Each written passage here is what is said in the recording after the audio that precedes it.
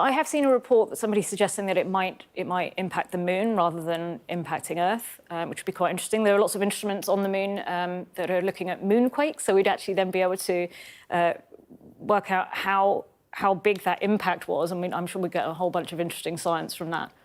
If this was heading towards Earth and got closer, are there means to which it can be blown out of the sky or not? So NASA did a really interesting test a couple of years ago called DART, and they sent a spacecraft up to an asteroid to see if they could redirect it on its orbit.